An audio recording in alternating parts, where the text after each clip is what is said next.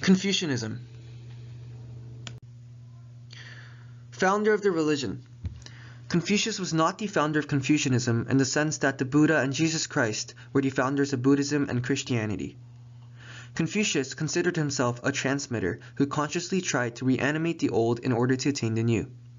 Confucius's love of antiquity was motivated by a strong desire to understand why certain life forms and institutions, such as reverence for ancestors, human-centered religious practices, and mourning ceremonies, had survived for centuries.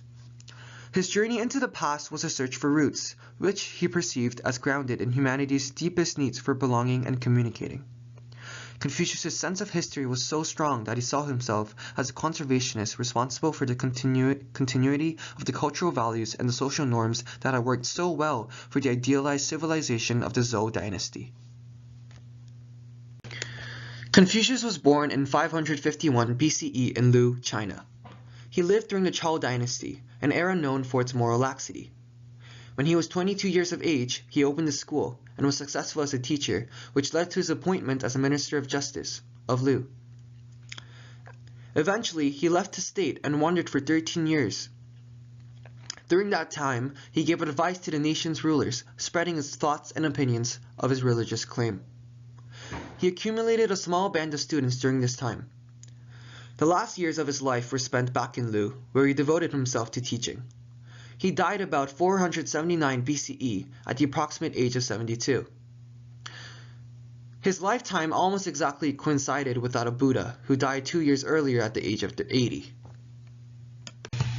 Number of followers.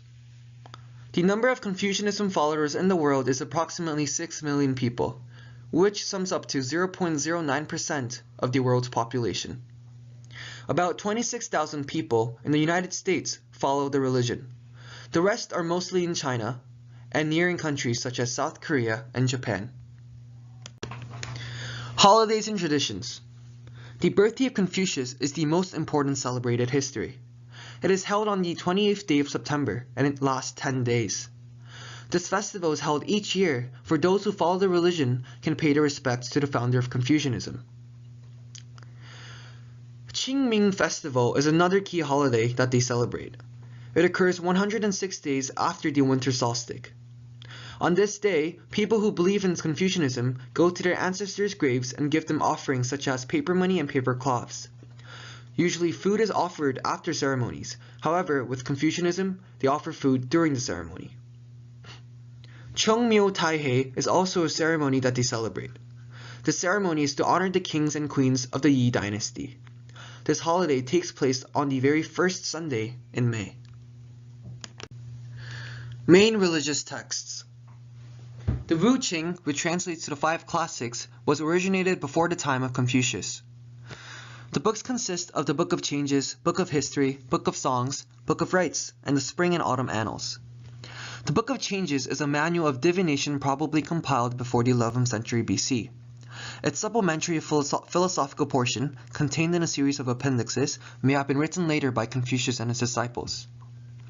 The Book of History is a collection of ancient historical documents, and the Book of Songs is an anthology of ancient poems. The Book of Rites deals with the principles of conduct, including those for public and private ceremonies.